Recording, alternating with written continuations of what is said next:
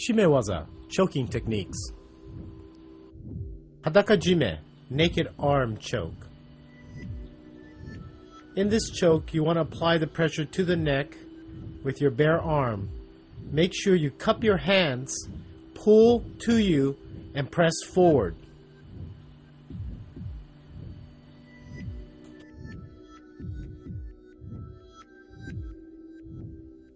This is a variation of Hadaka-jime. Instead of cupping your hands, you're going to grab your elbow, press forward on his head with your hand, as well as pushing forward with your head and body.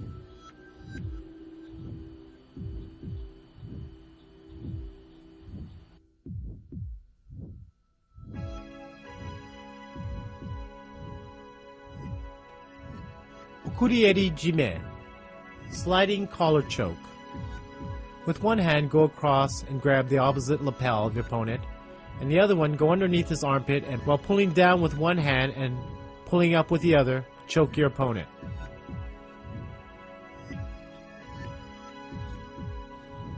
Kata-hajime, single wing choke. Control your opponent's arm by pulling it outwards and then taking it behind his head. You apply pressure by forcing the head forward and pulling the arm back. Make sure you stay tight to your opponent's body. KANSETZU WAZA, arm locks. Ude garame, entangled arm lock. Let's take a look at the basic ude garame from the side position. As the arm's extended, you get a figure 4, pull the elbow in and then up. The most important part of this technique is that the elbow comes in close to the opponent's body.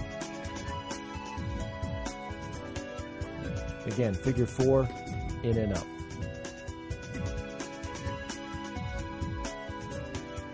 As we take a look without the gi, you can see more how the elbow is entangled.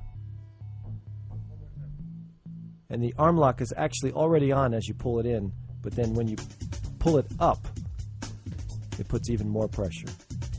Let's look from the top. Again, pull the arm in, close to the body, and then up.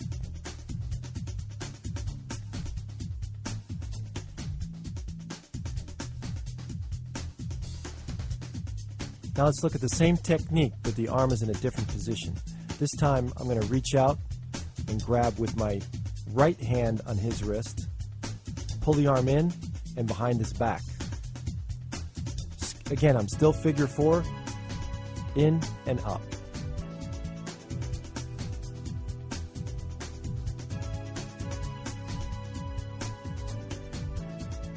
Without the gi, figure 4, in and up.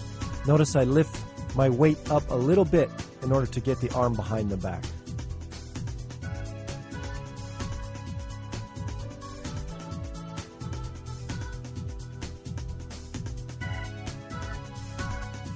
Take a look at a third version of ude garame. In this version, the elbow's going to be extended. You maintain the figure 4, but instead of pulling the arm in, you extend it out by walking your elbows along the tatami. With no gi, again, lock, walk your elbows until his arm is extended, and then you apply the pressure.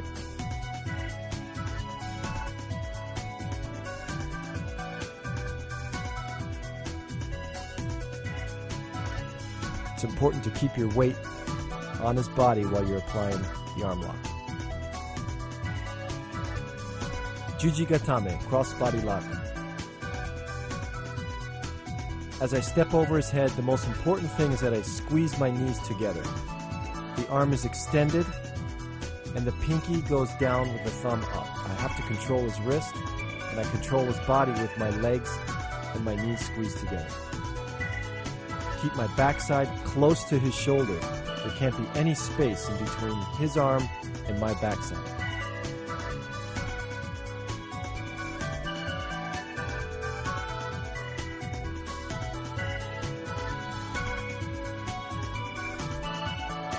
Let's look at it from the top.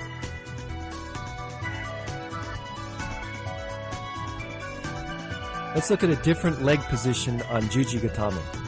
This time I'm going to cross my legs over his body and lock my ankles together. Notice I pull him as tight as possible, bringing my backside up to his shoulder, cross my legs, and lock. The key to this, again, is to squeeze your knees as close and tight as possible. This locks and controls his whole body. Without this pressure, without this lock, Juji Gatame will not work.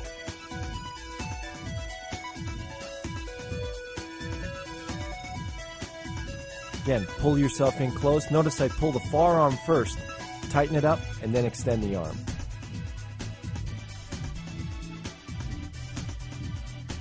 Let's look at combinations into Juji Gatame.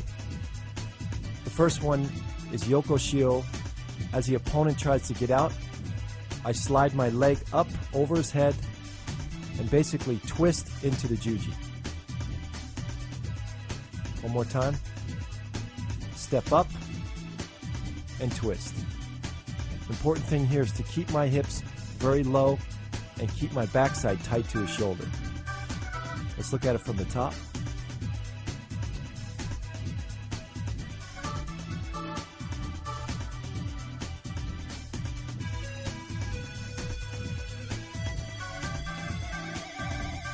As my opponent attacks from the front on this one, I'm going to twist my hips underneath into Juji Gatame.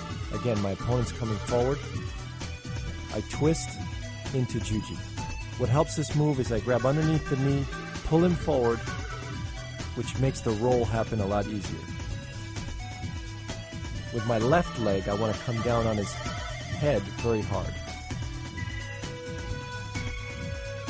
Let's look at it from the top. I pull him forward, twisting.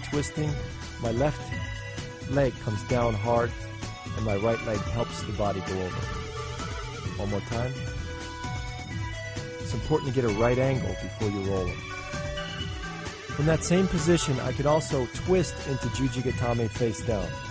As the opponent comes in, I'm going to pull his sleeve forward, push his knee away, or his hip away with my right leg, and then basically high leg it over into the Juji position.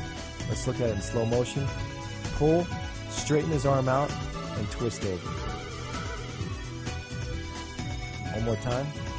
It's important to shift my hips to the side in order to make this work. Next move, I'm attacking from the top. I'm going to roll him over into Juji Gatame. Let's look at it in detail. As I sink my leg, I'm going to figure four his arm, basically pull his hip down, and then roll him over into Juji. Again, figure four, my elbow keeps pressure on his head, and then my knee separates his head from his shoulder. You have to create some type of pain here so that he loses concentration. Watch, my elbow down. As I post my head, my knee comes in, pushes his head away. That causes pain. I grab my own lapel, reach out, and then I'm going to pull his hip to the mat. Let's watch it from this angle. Separate it, reach out, pull his hip down, and then I hook his leg and flip him over. One more time. Pressure. From this angle, watch his hip touch the mat, and then take the head over. One more time.